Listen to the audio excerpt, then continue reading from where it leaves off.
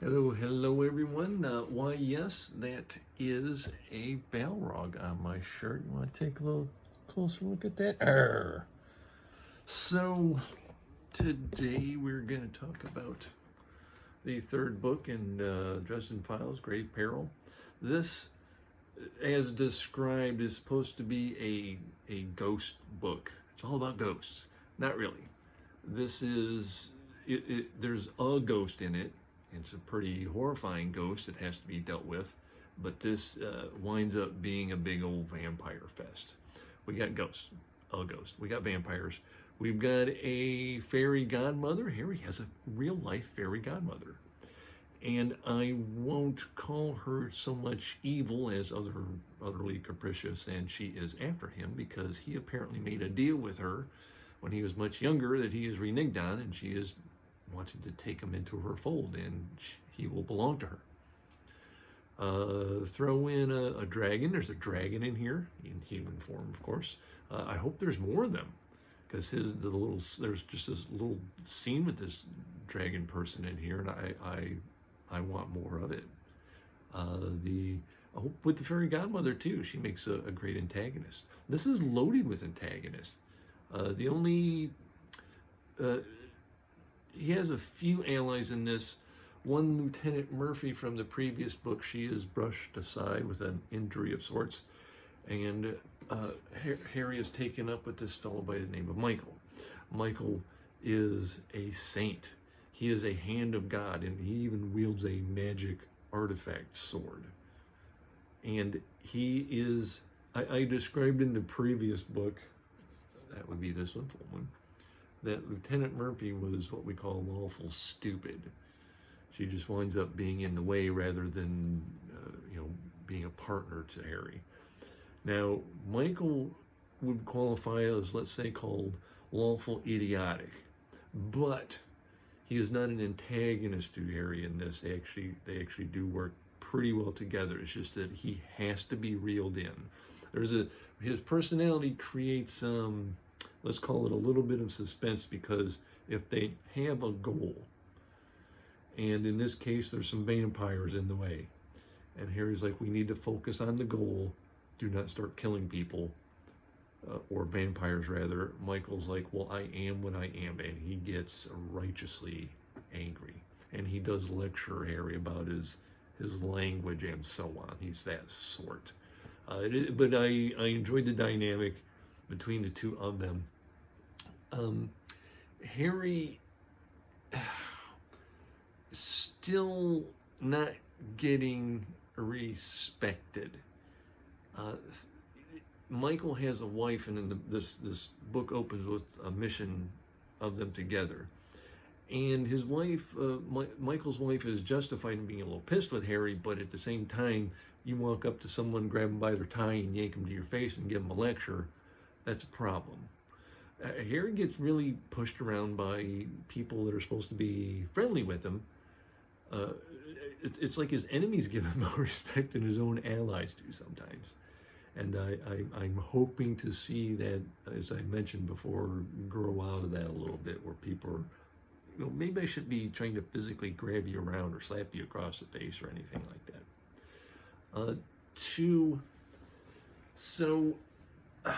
We have things like more hints about Harry's past, something to do with his mother, his father dying while he was young. His mother may have been, she's called mad, but she may have been just evil. It hasn't got to that point yet. The previous books have discussed the White Council, which is this ruling body of the wizards.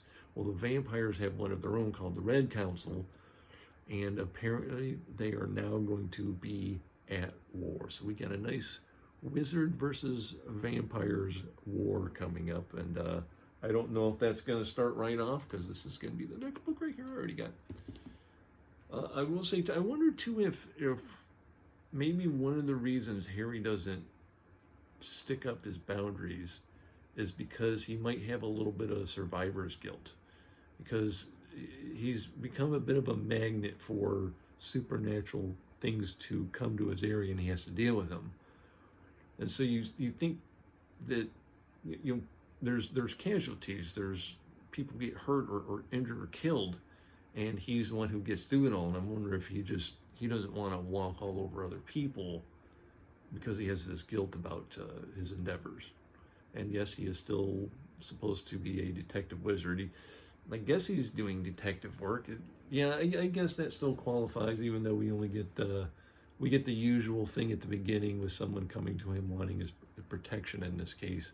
But the detective stuff, this is not your usual gumshoe stuff. This is supernatural stuff, and he does sort his way through it. But when he gets through it, he's better at being a wizard than he is at being a detective. And even he admits that he kind of figures it out a little too late, but at least in time for an ending. And we have another solid one shot, but things are starting to lay the groundwork for other storylines. He has a girlfriend in these books. Her name is Susan. She is a reporter for a sort of a supernatural tabloid type magazine, and she gets a rather big change in her life as a result of the villains presented in this particular issue, this particular book.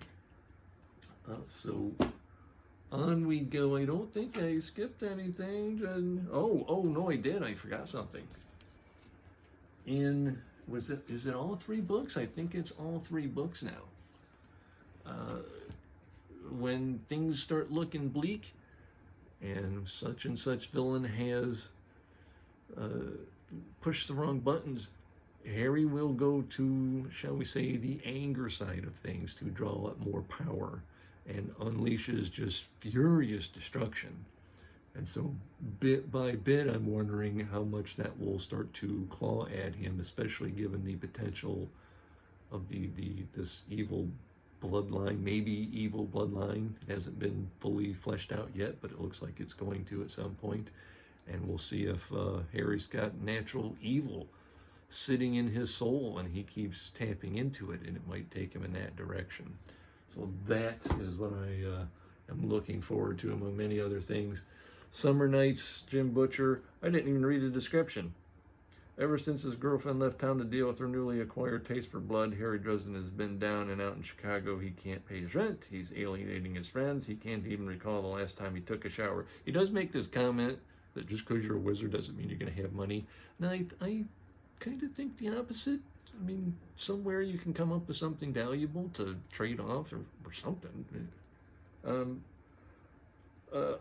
The only professional wizard in the phone book has become a desperate man, and just when it seems things can't get any worse, in saunters the Winter Queen of Fairy. Uh-oh.